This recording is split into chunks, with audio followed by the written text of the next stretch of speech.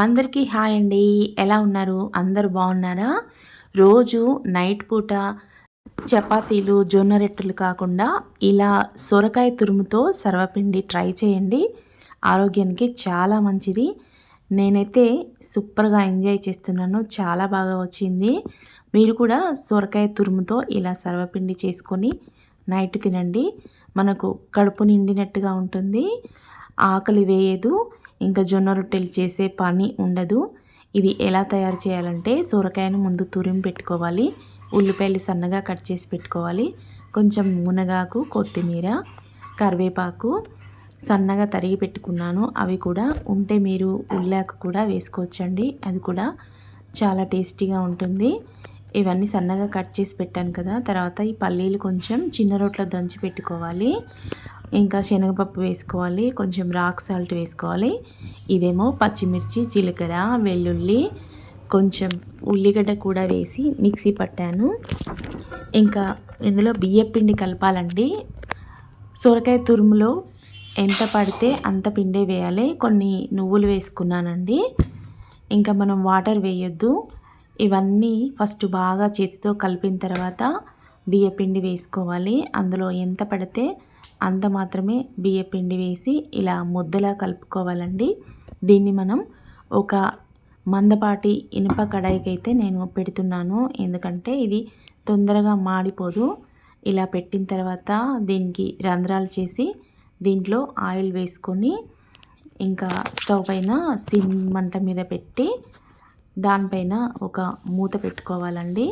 ఆ తర్వాత తిరిగేసుకోవాలి. తిరిగేసిన తర్వాత కూడా ఇలా దోరగా కాల్చుకోవాలి. సొరకాయ తురుముతో సర్వపిండి సూపర్గా ఉంటుందండి. ప్రతిరోజు నైట్ తిన్నా కానీ మనకు ఏమీ కాదు. ఇంకా ఆకలి వేయదు. జొన్న రొట్టెలు చేయాలంటే చాలా పని కదండి. ఇదైతే ఈజీగా అయిపోతుంది. మనం ఫైబర్ తింటే ఆరోగ్యానికి మంచిది కదండి. అందుకే నేను ఇలా చేశాను. మీరు కూడా ట్రై చేయండి. నాకైతే చాలా టేస్టీగా అనిపిస్తుంది. ఇంకా నేను ఈ మధ్యలోనే 2-3 సార్లు చేశాను. ఒక సొరకాయ తెచ్చుకుంటే మనకు 3 సార్లు అవుతుందండి. ఎందుకంటే మేము ఇద్దరమే కాబట్టి 3 సార్లకి వచ్చింది. సొరకాయ తురుములో బియ్యపిండి బదులుగా జొన్నపిండి వేసుకొని చేసుకున్నారనుకోండి, షుగర్ ఉన్న వాళ్ళకి చాలా మంచిదండి. అలా కూడా చేసుకోవచ్చు. ఇంకా 2 మూకుళ్ళు ఉన్నాయనుకోండి, ఒకటి పెట్టిన తర్వాత ఇంకోటి కాలుతూ ఉంటుంది కదా, దాన్ని తిరిగేసుకొని మళ్ళీ ఇంకో దానికి పెట్టుకొని అలా కాల్చుకోవచ్చు. నేనైతే ఒకటి పెద్ద ముక్కుడు, ఇంకొకటి చిన్న ముక్కుడు రెండిటికి పెట్టాను. 2 ఇనుప ముక్కులు నాకైతే చాలా బాగా పనిచేస్తాయండి. ఇందులో నేను ఊతప్పం కూడా చేసుకుంటాను.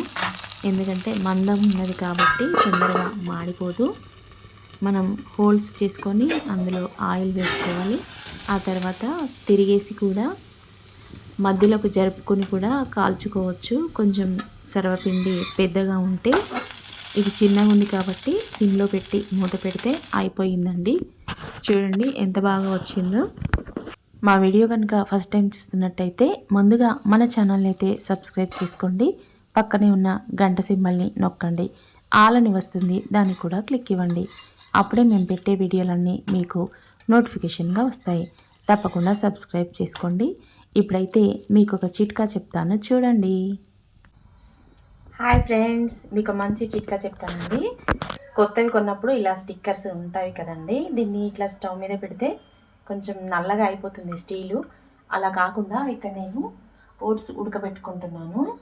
కొంచెం ఇలా పెట్టుకుంటే ఆవిరికి అది ఊడి వస్తుందండి. చూడండి, నేను పెడుతున్నాను.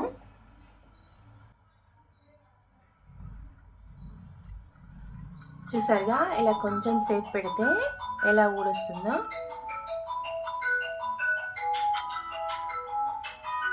చూసారా, ఊడి వచ్చింది. ఇలాంటి చిట్కాలు పాటించండి. మన ఛానల్ని అయితే తప్పకుండా సబ్స్క్రైబ్ చేసుకోండి. మరిన్ని మంచి మంచి వీడియోల కోసం నా ఛానల్ని చూస్తూనే ఉండండి.